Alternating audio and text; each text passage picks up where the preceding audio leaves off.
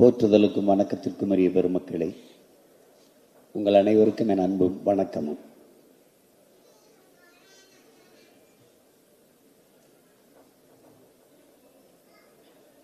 ஏதுமின்றி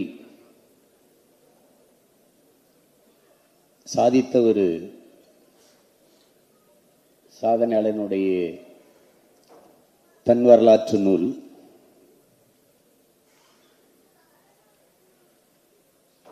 இங்கே தன்னுடைய வாழ்க்கை குறிப்பை பதிவு செய்கிற போது ஒரு தற்பெருமை பேசுவது போல பார்க்கப்படுகிறது.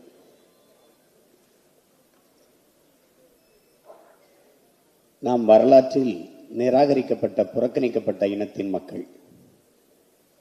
நமக்கென்று வரலாறு கிடையாது, இலக்கிய சான்றுகள் தான். பாண்டிய நெடுஞ்செழியன் மதுரை ஆண்டான் என்று சிலப்பதிகாரம் சொல்லித்தான் நமக்கு திரும்பி ஒழிய வரலாற்று சான்று எதுவும் கிடையாது. இங்கே பழம்பெருமை பேசுவது என்பது அது படிப்பினை. பழம்பெருமை பேசுவது பீற்றிக்கொள்ள அல்ல, நம்மை நாமே ஒரு முறை தேற்றிக்கொள்ள. வரலாறு தான் வழிநடுகிலும் ஒவ்வொரு தேசியனத்தையும் வழிநடத்துகிறது. அதனால்தான் வரலாற்றை மறந்துவிட்ட இனம் சுடுகாட்டில் இறந்து கிடக்கிற பிணம் என்று கோசிமின் சொல்கிறார். வரலாற்றை படிக்காத எந்த இனமும் வரலாற்றை படைக்க முடியாது என்கிறார் அம்பேத்கர். இது ஒரு தனி மனிதனின் வரலாறு என்று தள்ளி வைத்துவிட முடியாது. தமிழ் தேசிய இனத்தின் ஒரு பேரினத்தினுடைய வரலாறு, அதனுடைய அடையாளம் என்றுதான் இதை பார்க்க வேண்டும். இங்கே ஒவ்வொரு புத்தகமும் ஒரு விதைநெல் என்கிறார் புரட்சி பாவலர் பாரதிதாசன். ஒரு நெல்மணியைத்தான் நாம் நிலத்தில் விதைக்கிறோம், ஒரு நாற்று தான் வருகிறது. ஆனால் அந்த நாற்றை எடுத்து நிலத்தில் நடும்போது அது 100க்கு குறையாத நாற்றாக பரவி விரிகிறது. ஒரு நெல்மணி பல 100 நெல்மணிகளாக விளைந்து வருகிறது. அப்படித்தான் நம்முடைய போற்றுதற்கும் வணக்கத்திற்கும் பெருமைக்குரிய மருத்துவர் ஐயா பழனிவேல் அவர்கள் இந்த புத்தகத்தை குனிந்து படிக்கும் போது வருங்கால தலைமுறை நிமிர்ந்து நிற்கும் என்பதற்காக நாம் அவருக்கு, ஏனால் கடந்த காலம் தெரியாதவனுக்கு நிகழ்காலம் இல்லை, நிகழ்காலம் தெரியாதவனுக்கு எதிர்காலமே இல்லை. ஒருவன் நிகழ்காலத்தை குனிந்து தேடுகிறான் என்றால் எதிர்காலத்தில் நிமிர்ந்து நிற்பதற்குத்தான். இந்த புத்தகத்தை நம்முடைய ஐயா இப்படி தொடங்குகிறார். நான் ஒரு ஏழை விவசாயி மகன். எனது முன்னவர்கள் எங்கள் மூதாதையரின் வறண்ட நிலத்தில், அது ரொம்ப அந்த வார்த்தையை கவனத்தில் வச்சுக்கணும், வறண்ட நிலத்தில் உழுது விதைத்து வாழ்ந்து கொண்டிருந்தார்கள். அவர்கள் எந்த வறுமையிலும் தன்னுடைய கிராமத்தை விட்டு வெளியேற வேண்டும் என்ற எண்ணமே அவர்களுக்கு இருந்ததில்லை. தூரதேசத்து மனிதர்களை அவர்கள் ஒருபோதும் சந்தித்ததில்லை. பேசுகிற தாய்மொழி தவிர பிறமொழி அவர்கள் அறிந்ததில்லை. அந்த வழியில் வந்தவன் நான். ஆனால் நான் மேலும் மேலும் உயரே செல்ல வேண்டும் என்ற தாகத்தில் என்னுடைய கிராமத்தை விட்டு வெளியேறினேன், என்னுடைய நாட்டை விட்டும் வெளியேறினேன். அங்கே உலகெங்கும் நடந்த பல்வேறு மாநாடுகள், கருத்தரங்குகள் எனக்கு ஒரு புதிய உலகத்தை பார்ப்பதற்கான மகத்தான ஜன்னலை திறந்து விட்டது. அதன் மூலமாக ஒரு தொடுவானத்தை, அழகான தொடுவானத்தை நான் பார்த்தேன் என்று சொல்கிறார். அதிலிருந்துதான் இந்த புத்தகத்தில் வாசல் திறக்கிறது. அதிலே வாழ்த்துறை இருந்த பெருமக்கள், பேரி சால்கி என்கிற ஒரு பெருந்தகை மருத்துவ பெருமகன் நம்முடைய ஐயா பற்றி குறிப்பிடுகிற போது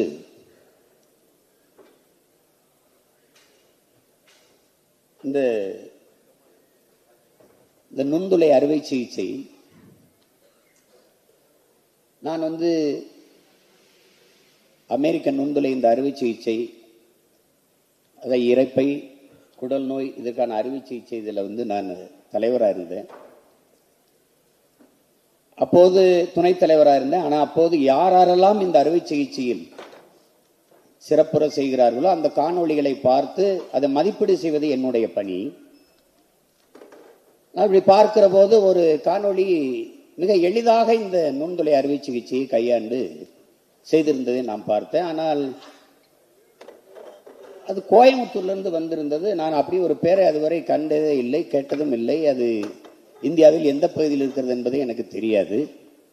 ஆனால் அந்த மருத்துவரின் பெயர் பழனிவேலு என்று இருந்தது. அதற்கு பிறகுதான் நான் இந்தியாவிற்கு பலமுறை வந்தேன், கோயம்புத்தூர் வந்தேன். அவர் நேரடியாகவே அந்த அறுவை சிகிச்சை செய்கிறதை பார்க்கிற ஒரு பெரும் வாய்ப்பை பெற்றேன். தேர்ந்த தன் கைகளால் அவர் அந்த அறுவை சிகிச்சை செய்வதை பார்ப்பது ஒரு பேரற்புதம் என்று பதிவு செய்திருக்கிறார்.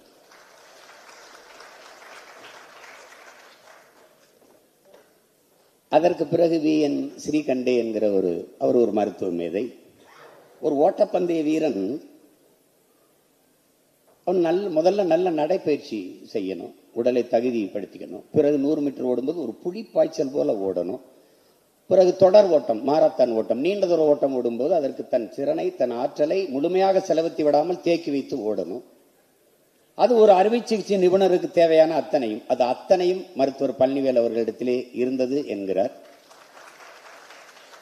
1982 கர்நாடகா நடந்த கருத்தரங்கில் இந்த நுண்துளை அறுவை சிகிச்சை, லேப்ராஸ்கோபி, இதை பற்றி அறுவை சிகிச்சையை ஒருத்தர் பேசினாரு.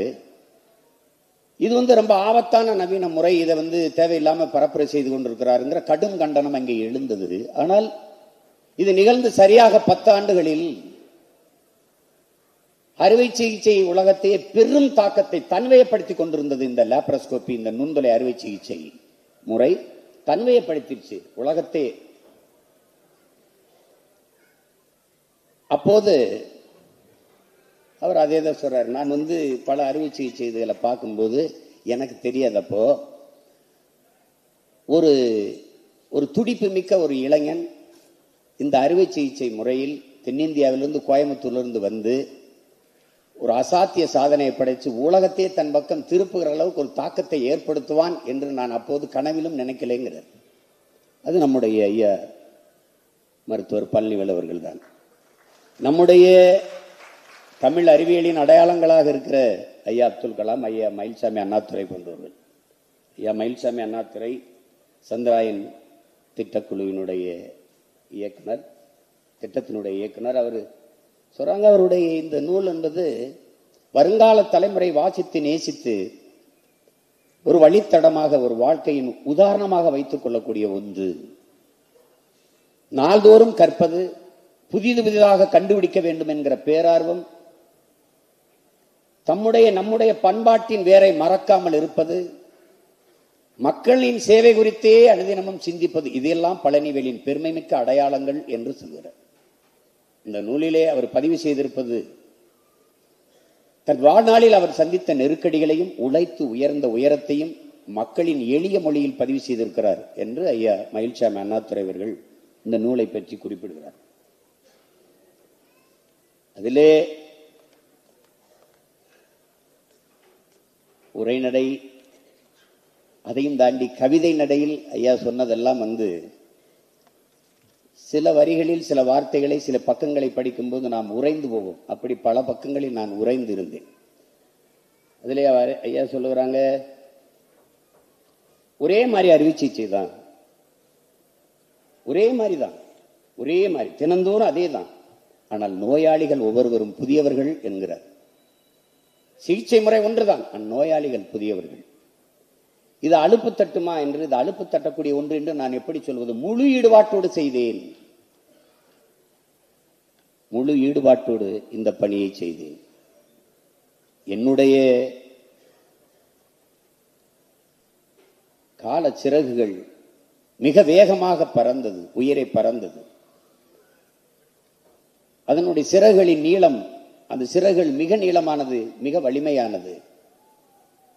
புத்துணர்வு தரும் காற்றின் திசையில் நீலவானில் பறக்குகிற போது களைப்பு ஏற்பட வாய்ப்பேது என்கிறார். அப்படி செய்கிற தன் வேலையை முழு ஈடுபாட்டோடு செய்கிற ஒரு பெருந்தகை, ஒரு சேவையாக நினைத்து செய்கிற பெருந்தகை நம்முடைய ஐயா பழனிவேல் அவர்கள்.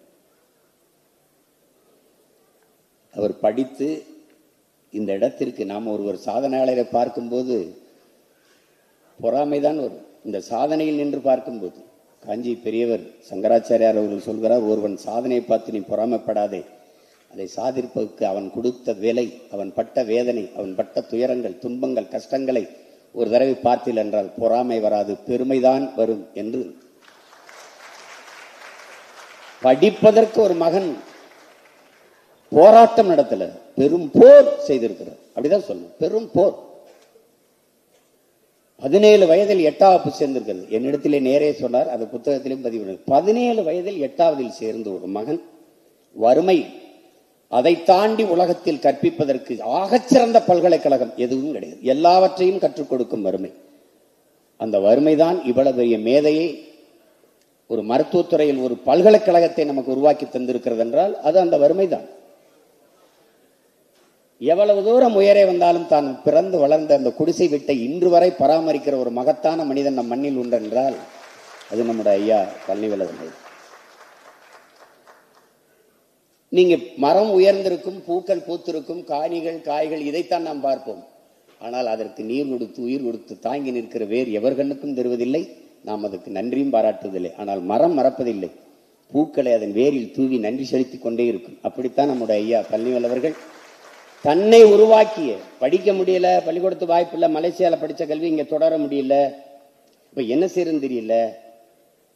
அந்த நேரத்தில் வையாபுரிங்கிற ஒரு ஆசிரியர், அது நல்வாய்ப்புன்னு சொல்றது, அதிர்ஷ்டம்ங்கிறாங்க, நம்ம நல்வாய்ப்புங்கிறோம், எதிர்பாராத நல்வாய்ப்பு. திடீர்னு நீங்க வா, அதை ஒருத்தன் இடைநிறுத்தம் செஞ்சுட்டான், அந்த வாய்ப்பை உனக்கு தரலான் இருக்கேன், நீ படிக்கிறதுக்கு ரொம்ப ஆர்வமா இருக்க, தினம் வந்து பள்ளிக்கூட வாசல்ல நின்றுட்டு இருக்கியே, உனக்கு கொடுக்குறேன், நீ தொடரு, நீ நிறைய சாதிப்பாய், நான் நம்புறேன் அப்படின்னு சேர்த்துக்கிறாங்க. அதுல சிக்கல். சட்டப்படி மலேசிய கல்வி முறைக்கு நமக்கு நிறைய மாறுபாடு இருக்கு, அதை சொல்லாம சேர்த்தது குற்றம், சட்டப்படி தவறுனா அதையும் மீறி வையாபுரிங்கிற ஒரு மகத்தான மகன் இந்த மானுடனின் வாழ்க்கையில் ஒரு விளக்கை ஏற்றி வைக்கிறார், சேர்த்துக்கிறார்.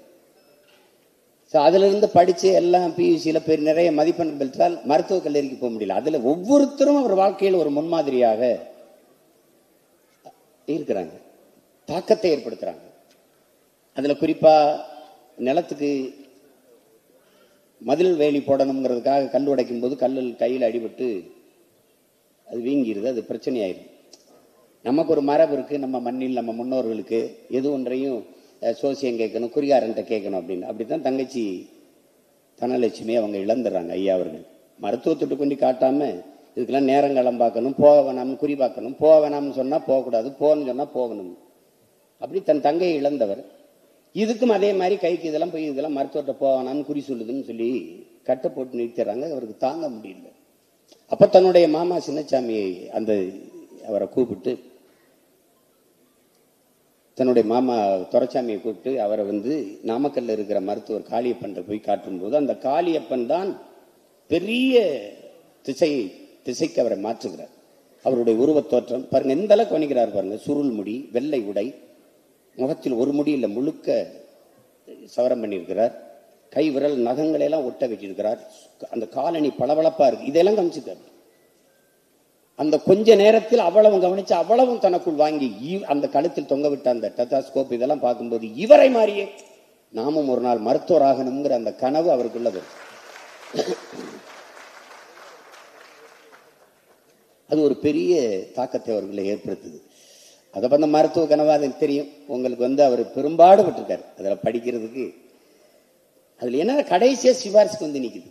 மருத்துவக் கல்லூரியில் மதிப்பெண்ணை வச்சு தனக்கு கிடைச்சிரும் நினைச்சா சிபாரிசு அதுலதான் சேர்ந்து கொண்டிருக்கிறார்கள். தனக்கு சிபாரிசு பண்ண யாரும் இல்லை, ஏன்னா ஏழை, தனக்கு எந்த பின்பலம் இல்லை, அரசியல் பின்பலம் இல்லை, பொருளாதார வலிமையும் இல்லை, ஒன்றும் இல்லை. அப்ப என்ன செய்யலாம்னா தன்னுடைய மாமா துரைசாமி மறுபடி போய் தேர்றாரு. அவரை போய் பார்க்கும்போது அவரு ஐயா சிலம்பொலி செல்லப்பன் அவர்களை சொல்றார், தமிழ் பேரறிஞர், அவர் உங்களுக்கு தெரியும்.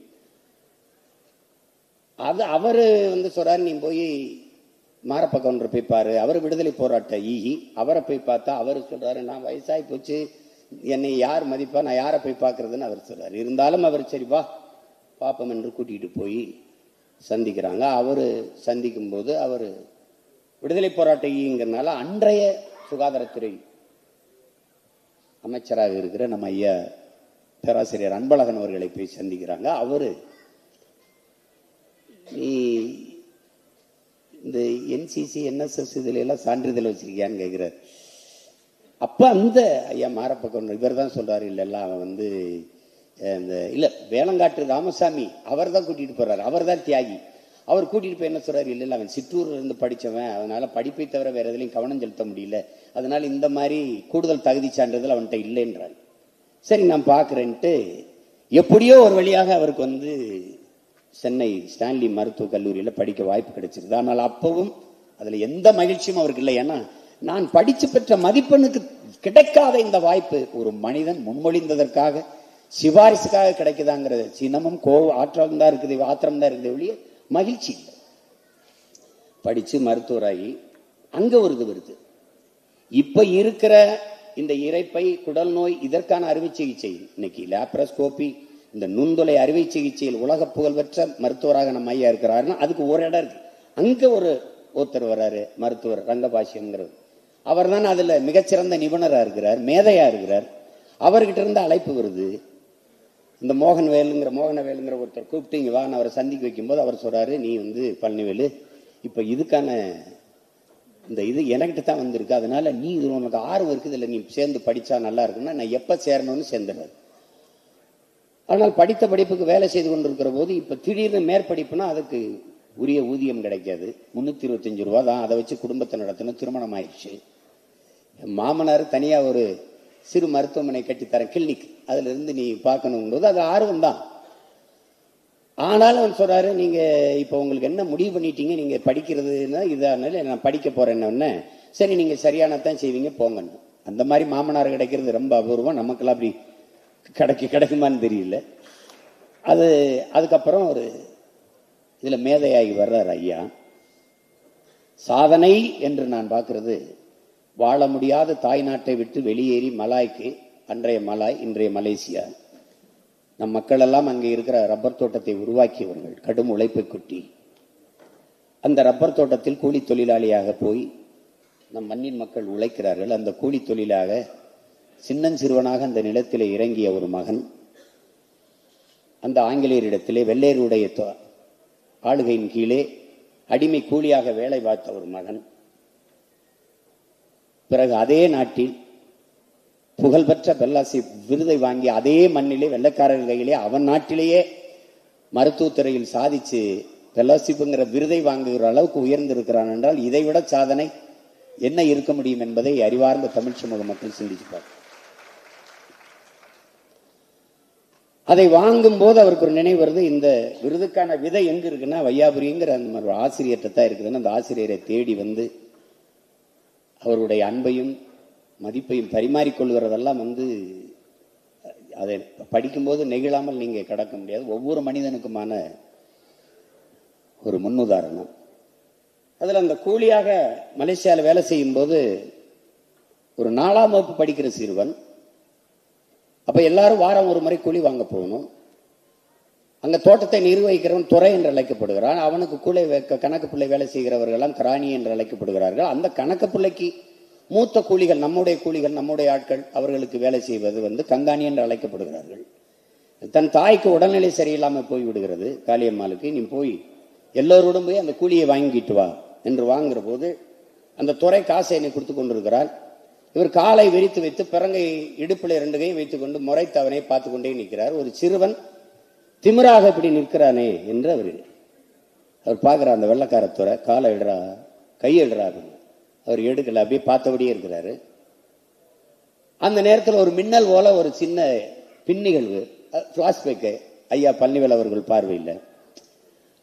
அவங்க குடியிருக்கிற பக்கத்துல தான் அவருடைய குடியிருப்பு இருக்குது, அந்த துறையோடது. அவ அப்பப்ப இந்த தீபாவளி கோயில் திருவிழாக்கெல்லாம் வந்து சில்லறை காசுகளை அள்ளி வீசுவது அவனுடைய வழக்கம், அவனுடைய பொழுதுபோக்கு. இந்த சிறுவர்கள் எல்லாம் பாய்ந்து ஒருவர் ஈர்த்து கொண்டு புழுதியிலே பிறண்டு எடுக்கிறது வழக்கம்.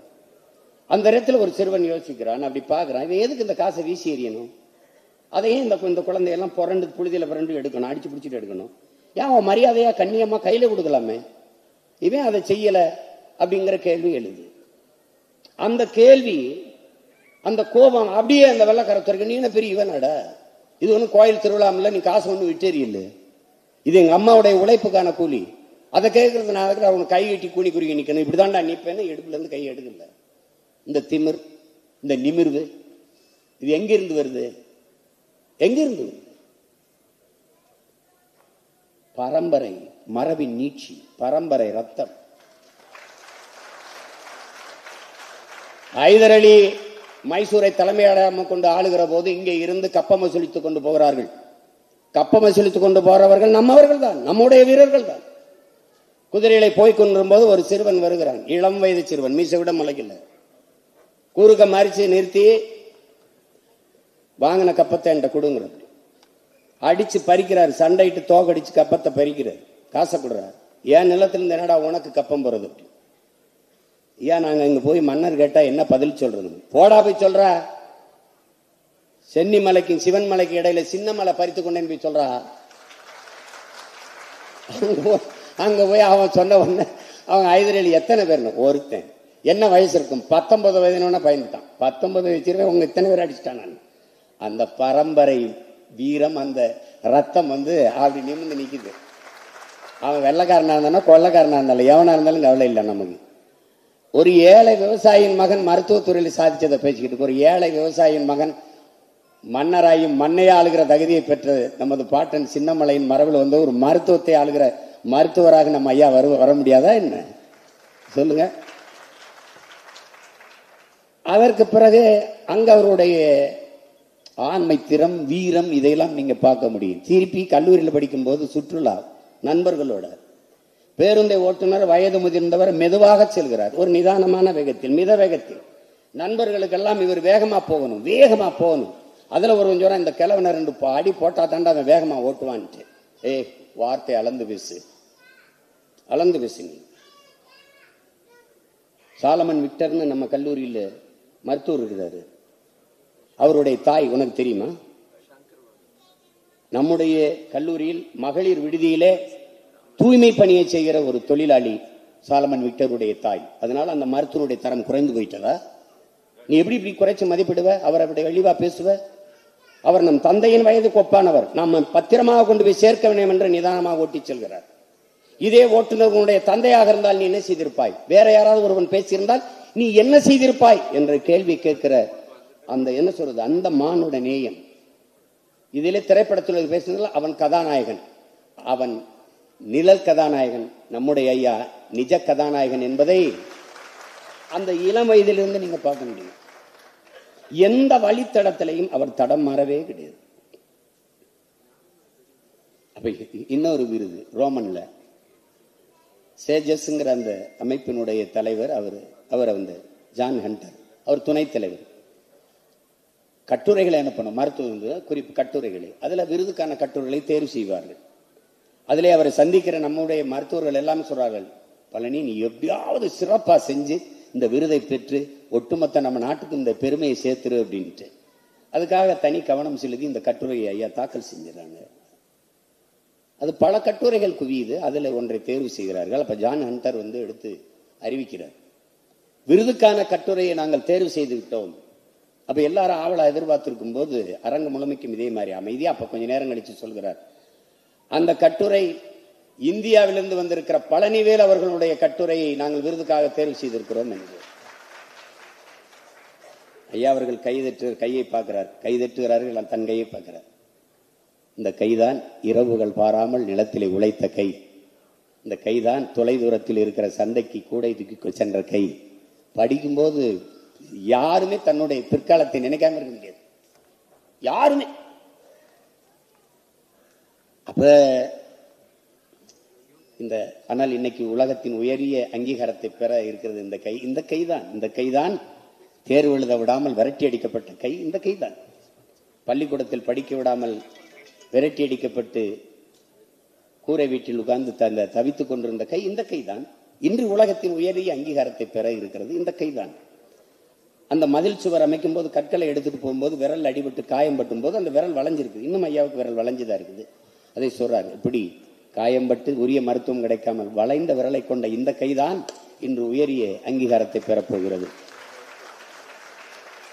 உடன் நலிவுற்ற அந்திம காலத்தில் இருக்க தந்தையை சரியாக கவனிக்க முடியாமல், வேலையின் காரணமாக சரியாக கவனிக்க முடியாமல் கைவிட்ட கை இந்த கைதான். இந்த கைதான் உலகத்தின் மிக உயர்ந்த விருதை பெற இருக்கிறது என்று எழுதும்போது நீங்க கலங்காத மனிதன் எவரும் இருக்க முடியாது.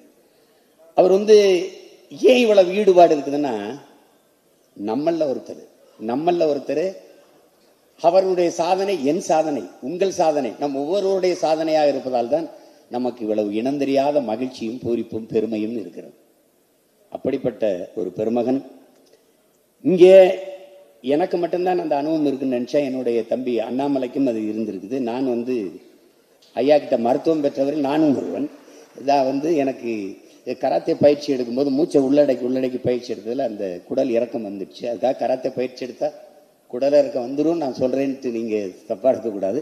எனக்கு அந்த சதை பகுதி மெல்லிதா இருந்ததுனால கிழிஞ்சிட்டு, அப்ப கூட்டங்கள்ல பேசும்போது இறங்கிக்கும் ரொம்ப கஷ்டப்படுவேன். அப்படி ஏத்தி நிடும்போது ரொம்ப கஷ்டப்படுவேன். அப்ப எல்லாரும் சொல்லி, தம்பிக்கு சொன்ன மாதிரி தான், அண்ணாமலைக்கு சொன்ன மாதிரி தான் எனக்கு கோயம்புத்தூர்ல ஜெம் மருத்துவமனைக்கு போங்கன்னா ஐயா எனக்கு மருத்துவம் செஞ்சாங்க. அந்த நுண்துளை மூலமாக தான் எனக்கு.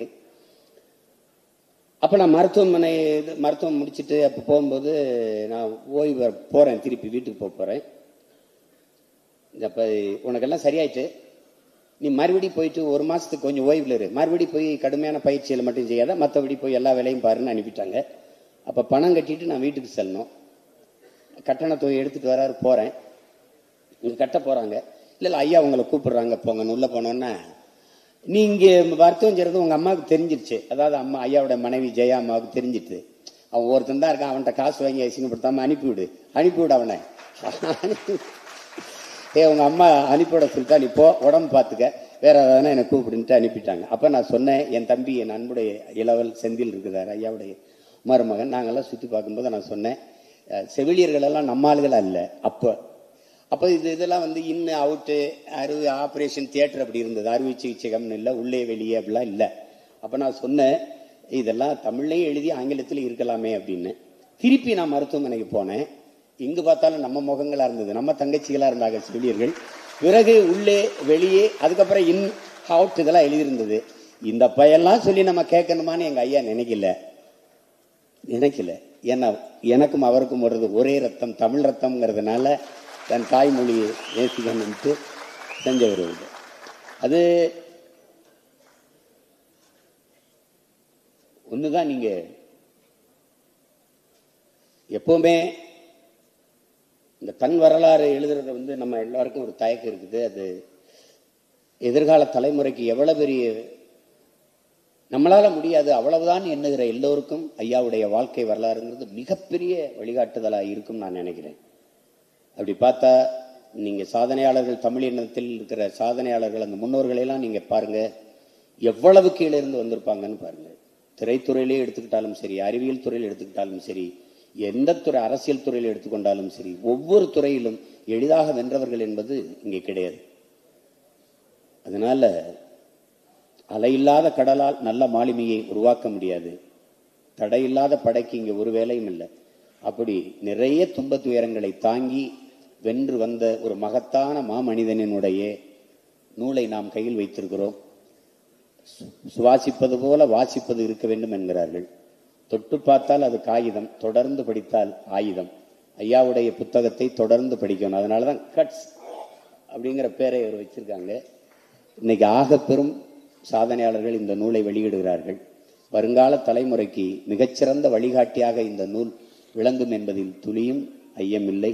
பெரும் மதிப்பிற்கும் போற்றுதற்கும் உரிய நம்முடைய ஐயா மருத்துவர் பழனிவேல் அவர்களுக்கு என்னுடைய அன்பும் வாழ்த்துக்களும். தொடரட்டும் உங்கள் பணி, சிறக்கட்டும் தமிழகம் இனி. நன்றி, வணக்கம். சிறப்புரையாற்றியதற்கு மிக்க நன்றிகள் சார். மீண்டும் ஒரு முறை ஒரு பெரிய கைத்தட்டல் கொடுத்துடலாம்.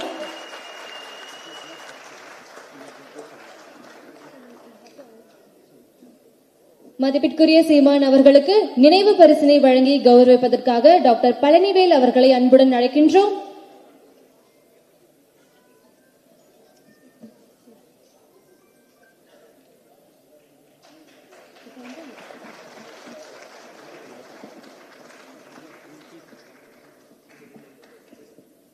நிகழ்ச்சியில் அடுத்தபடியாக முன்னாள் மத்திய அமைச்சரும் பாமக கட்சி தலைவருமான மதிப்பிற்குரிய திரு அன்புமணி ராமதாஸ் அவர்களை வாழ்த்துரை வழங்க வருமாறு அன்புடன் மேடைக்கு அழைக்கின்றோம். ஒரு பெரிய கைத்தட்டல்கள் கொடுத்துடலாம்.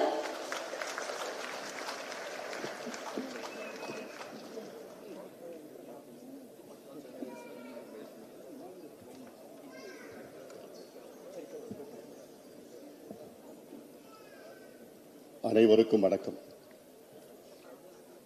இனிய இந்த விழாவில்